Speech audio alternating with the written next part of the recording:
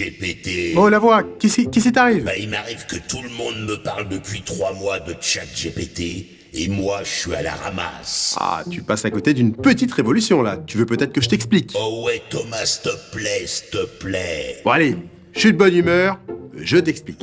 Pour faire simple, ChatGPT est un outil conversationnel basé sur l'intelligence artificielle. Tu engages un dialogue avec lui et il essaie de bien répondre, comme le ferait un humain. Par contre, son savoir est limité. En 2021, l'IA n'apprend pas plus pour l'instant. Thomas, ça sort d'où ce truc-là? Bien, ça vient d'OpenAI, qui est à l'origine une association américaine créée en 2015 par Sam Altman, Peter Thiel, le cofondateur de LinkedIn, Reid Hoffman, et Elon Musk, Attends. Encore Elon Musk, mais il est partout, c'est pas vrai.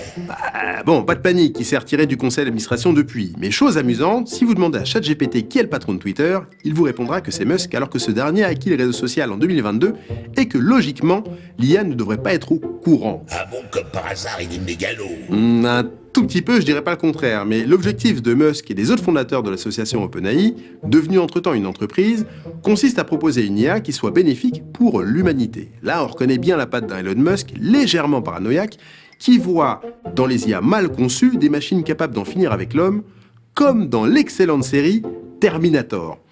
Depuis novembre, la toute dernière version de ChatGPT, il y en a eu d'autres auparavant, a beaucoup fait parler d'elle, et pour cause, l'IA entraînée comme jamais avec des dizaines de milliards de mots ne fait aucune recherche sur Internet lorsqu'on lui pose une question. Pour faire simple, elle en connaît un rayon sur absolument tous les sujets qu'on peut imaginer. Et elle est plus forte que Siri. J'ai presque envie d'aller plus loin. Chaque GPT est à des années-lumière de Siri. Si on devait les comparer, on pourrait dire que Siri est un enfant de 10 ans et que ChatGPT est Albert Einstein. L'agent conversationnel est, il est vrai, absolument incroyable. Ceux qui l'ont testé le savent. Après une question posée de manière la plus naturelle possible, ChatGPT répond lui aussi dans un langage naturel. On peut tout lui demander.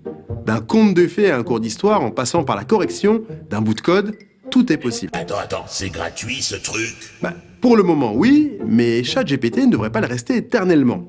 Logique avec des coûts de serveur de l'ordre de plusieurs millions de dollars par jour. L'éditeur a déjà annoncé qu'une version pro était en cours de développement.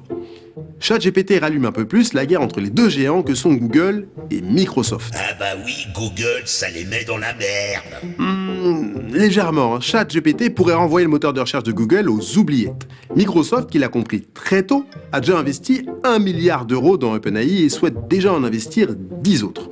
L'offre cloud de Microsoft, Azure, son moteur de recherche, Bing et Word pourraient eux aussi profiter des fonctionnalités de l'IA.